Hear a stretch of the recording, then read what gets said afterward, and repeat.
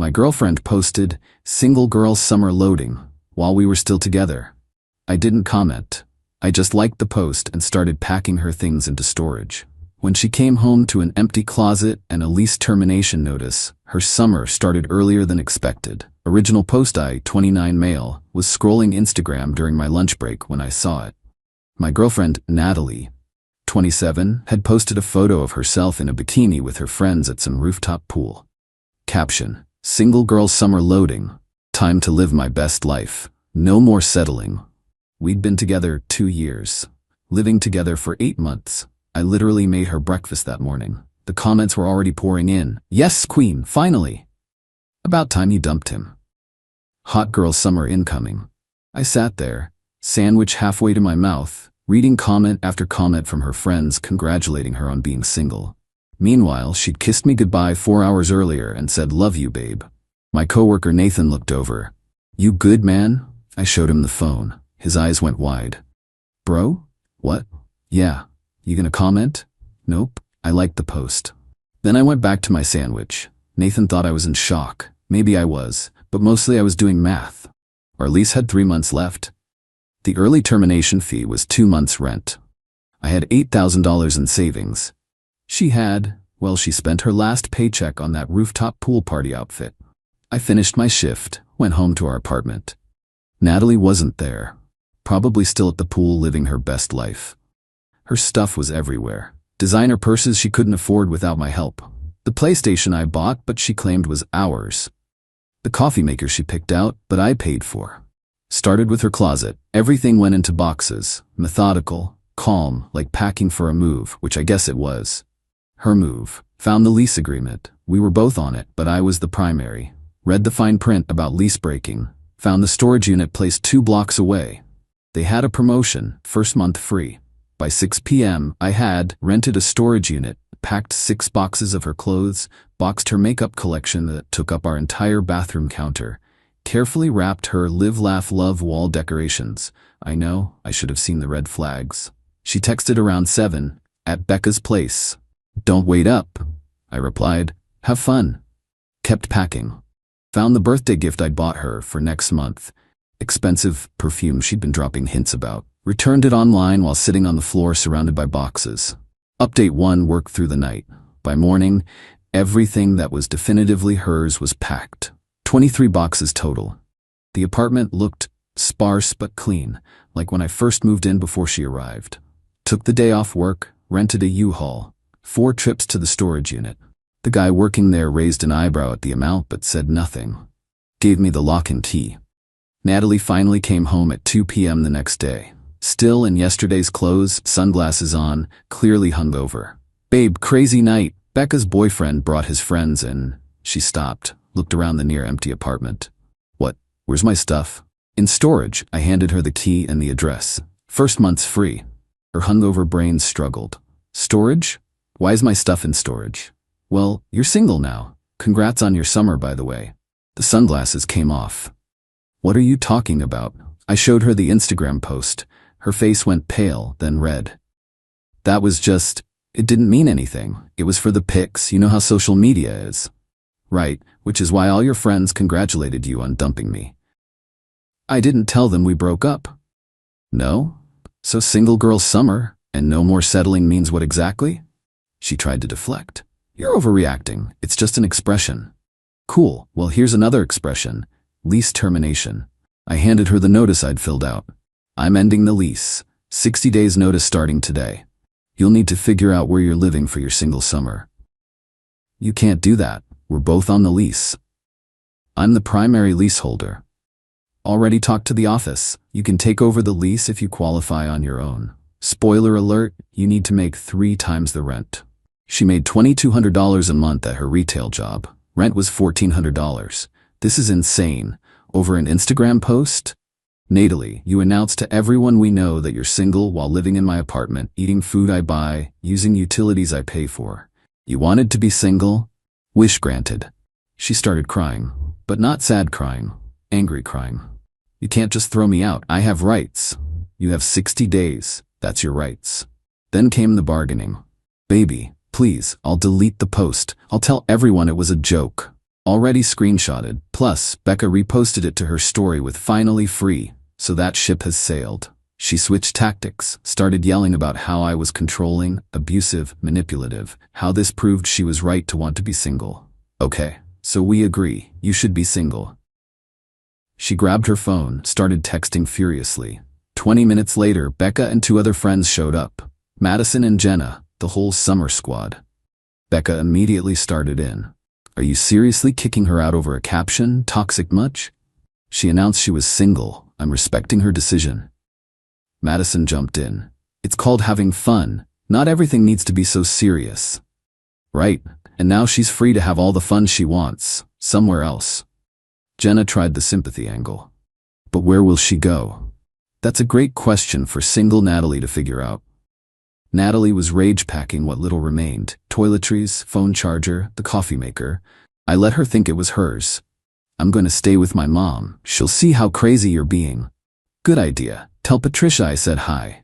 They left in a fury of door slamming and muttered insults. Becca shouted something about small dick energy. Madison said I'd die alone. Jenna just shook her head like I was pathetic.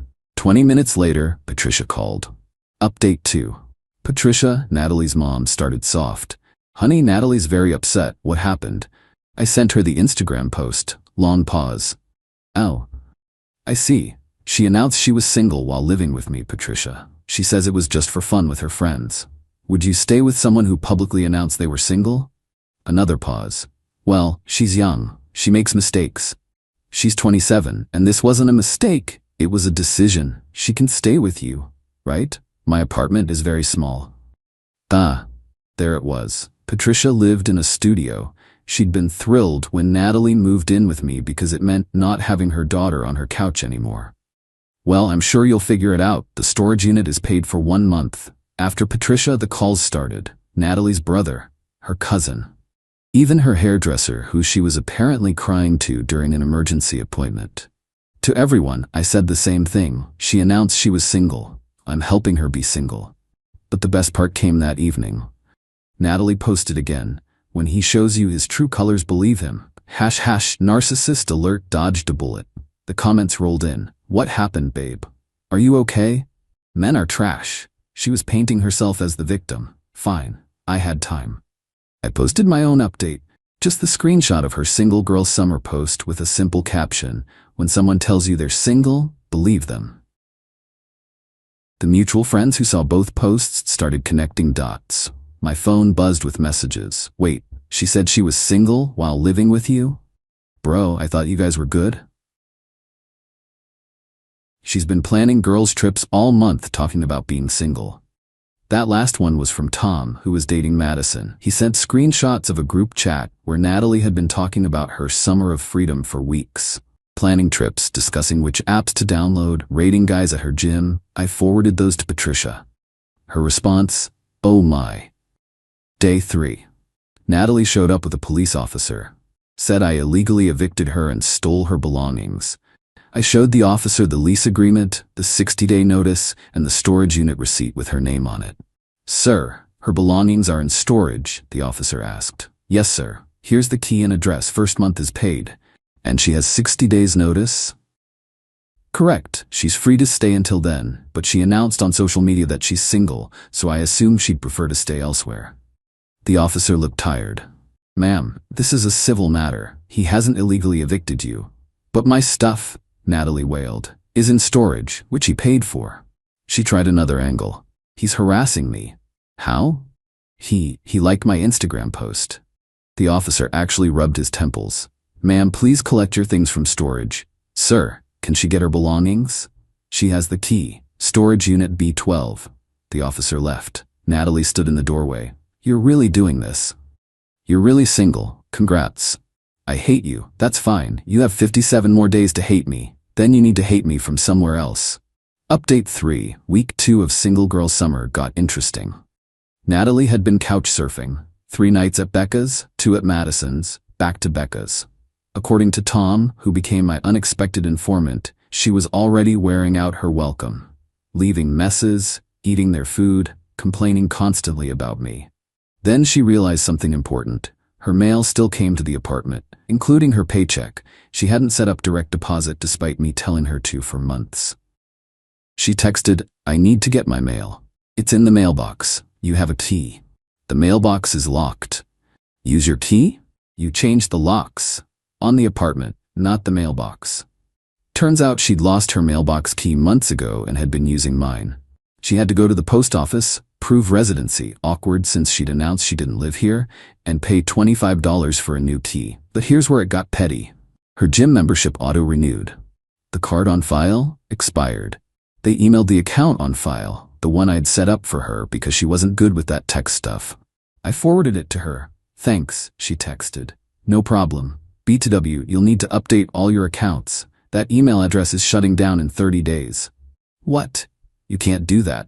It's on my domain. Natalie at my domain. You're not at my domain anymore."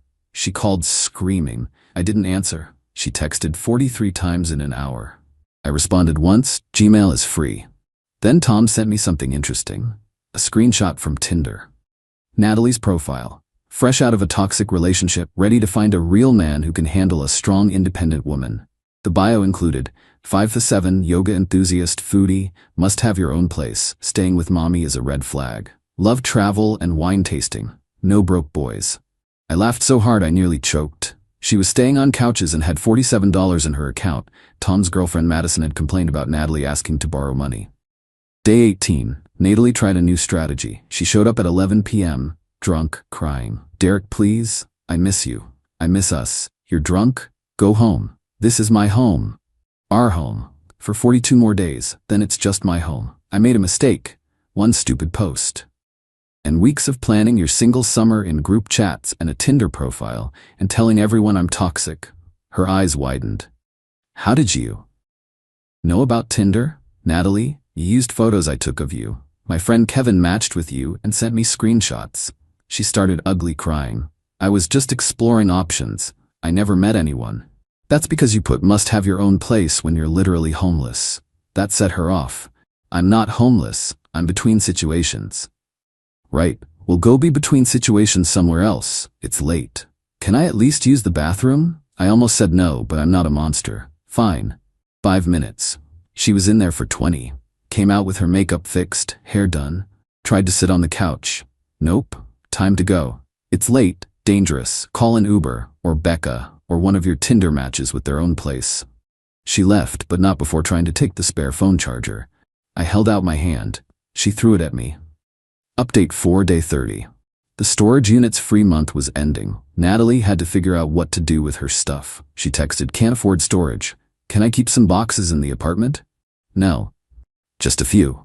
"No. You're being petty. You're being single." She convinced Becca to help her move everything from storage to Patricia's studio apartment. Patricia called me that evening. "There are boxes everywhere. I can barely walk. That sounds frustrating. Can't you just work it out?" She made a mistake. Patricia. She planned this for weeks, told everyone she was single, made a Tinder profile. This wasn't a mistake, it was a choice. "But she loves you." "She loves my apartment and stability. There's a difference." Patricia sighed. "She can't stay here long term. She's an adult with a job. She'll figure it out." Day 35. Natalie found a room to rent, $800 a month in a house with 4 other people. 1 bathroom. The landlord was Stan, a 58-year-old who'd already messaged her on Instagram with, "Hey beautiful." She texted, "This is your fault. I have to live with creeps because of you. You wanted independence. This is what it looks like. I can't afford this and food and transportation. Budget better. Help me." No. She tried manipulation. "If you ever loved me, you'd help. If you ever respected me, you wouldn't have announced you were single on Instagram." Day 45. Tom told me Natalie had been fired from her job. Apparently, she'd been calling in sick, constantly, hungover, showing up late, and spending her shifts crying in the bathroom. The final straw was when she tried to promote her side hustle, selling makeup she couldn't afford to buy in bulk to customers. She didn't tell anyone for 3 days. Just kept leaving Patricia's place like she was going to work. Becca finally posted about it. "If anyone knows of job openings, my girl needs opportunities. She's amazing at sales and customer service." The comments were less supportive than expected. Didn't she just get fired? My boyfriend said she was always on her phone at work. Good luck, but maybe she should focus on stability? Single girl summer was not going as planned. Day 50. I got a formal-looking email. Natalie had hired a legal advocate, not a real lawyer, just some paralegal she found on Craigslist, demanding I pay her moving expenses, emotional damages, and relocation assistance. I forwarded it to my actual lawyer friend who laughed and sent back, "Tell her to pound sand, legally speaking." I replied to the email, "No." The advocate sent 3 more increasingly aggressive emails. I responded to each with, "No." Final update day 60. Lease termination day. I'd already signed a new lease for the apartment, just me this time. Got a better rate too since I'd been a good tenant for 3 years. The landlord even thanked me for handling the situation maturely. Natalie showed up one last time with Becca and a borrowed pickup truck to get the furniture she claimed was hers. I had receipts ready. The couch? Here's the receipt. I bought it. The TV stand? Receipt. Mine. The bed? Definitely mine. Receipt from before we met. She ended up with a lamp she'd bought at a garage sale and a throw pillow. Becca tried one more time. "You're really gonna let her leave with nothing?" She left with what she came with. Nothing. "You're heartless." "I'm single, just like she wanted to be." As they were leaving, Natalie turned. "I loved you, you know." "No, you loved the lifestyle. There's a difference. I hope you're happy alone. Happier than I was pretending she wasn't planning to leave me while sleeping in my bed." She started to say something else, then stopped. They left. That night, I saw her final Instagram post about the situation. Chapter closed. Sometimes the universe removes people to protect you. On to bigger and better things. #new beginnings, blessed. 37 likes, down from her usual 200 plus. Even her followers were tired of the drama. Tom messaged me a week later. Natalie had moved back to her hometown 3 hours away, living with her dad and his new wife, working at a call center. No rooftop pools, no brunches, no single girl summer. Madison had apparently said, "She fumbled so hard. Derek was like the best thing that ever happened to her, and she threw it away for Instagram likes." Even Becca had admitted, maybe announcing you're single while living with your boyfriend wasn't the smartest move. As for me, I'm good. Apartments peaceful. Rebuilt my savings. Actually started dating someone. Met her at a coffee shop when she complimented my book choice. She doesn't have Instagram. Found out last month that Natalie tried to come back. Showed up at my building but couldn't get in. Changed the entry codes. Left a letter with the doorman about how she'd grown and learned and deserved a second chance. I didn't respond, but I did hear from Patricia. Natalie's still in her hometown. Still single, still posting about being a boss babe and knowing her worth while selling protein shakes to her high school classmates. The kicker? Her bio still says, "No settling." Guess she got what she wanted. No settling, no apartment, no stability, no relationship. Just that single girl summer that turned into a harsh winter reality. Someone asked if I regret not giving her another chance. Here's the thing. When someone shows you who they are, believe them. She showed me she was someone who'd publicly humiliate me for social media validation, who'd plan her exit while taking my support, who'd rather look single for strangers online than be partnered in real life. That's not someone you give second chances to. That's someone you let live with the consequences of their choices. Her single girl summer? It started exactly when she wanted it to. It just came with a price tag she couldn't afford.